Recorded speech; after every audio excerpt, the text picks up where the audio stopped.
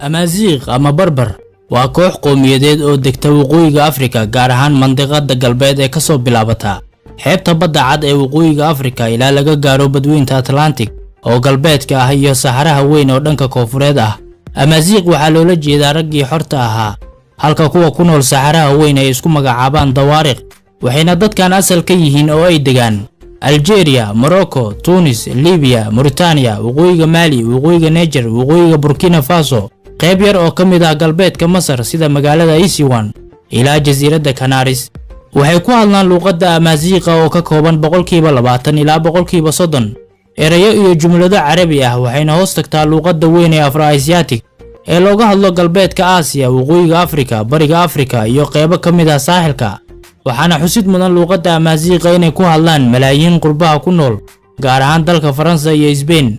sidoo kale dadka barbarka ah dhammaantood kuma hadlaan luqadda Amaaziiqa, waxaa jiraan kuwa ku hadla Faransiiska iyo Isbaanishka.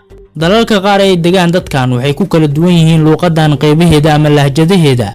dalalka qaar baa luqadda rasmiga ah ama wadaniga ah ka dhigtay lahjadaha luqadda Amaaziiqa, sida Tamaashaq oo dalka Mali 1982 ka noqotay luqad wadaniya, Tawelemid oo dalka Niger ka noqotay 1999 luqad wadaniya, Tamazaid oo dalka Algeria ka noqotay 2002 luqad wadaniya, haddana 2016 ka noqotay luqad rasmi ah, iyo Tamazaid oo dalka Morocco 2011 ka noqotay luqadda rasmiga ah ee dalka.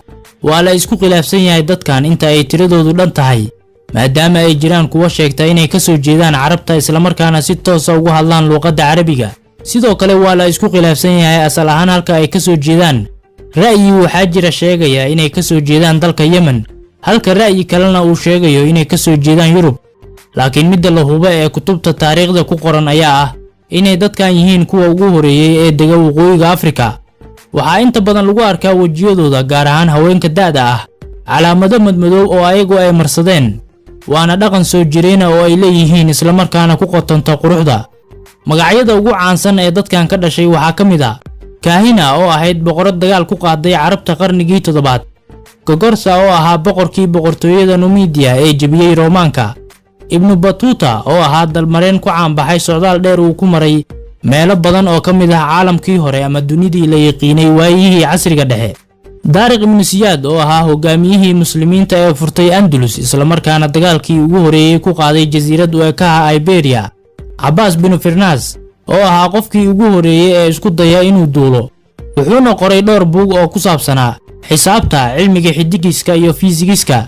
isku dayigiisii ma guuleysan, laakiin haddana waxaa lagu tilmaamaa inuu yahay kan furaha u ah in maanta ay hawada heehaabaan 100,000 oo dayuurado oo ku shaqeeyaan matooro la hindisay.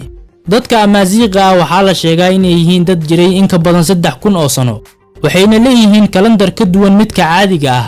sanadka aynu ku jirno waa 2019, laakiin kalendarka Amaaziiqa waa 2969. haddii aad la yaabaneed midka Itoobiyaanka ah, kani waa mid wax badan naga horeeya. sidoo kale waxay leeyihiin calan ay ku midaysan yihiin oo ka kooban 3 midab oo kala ah buluug, cagaar iyo jaale, oo lagu daray astaanta Amaaziiqa ee xarafka Z.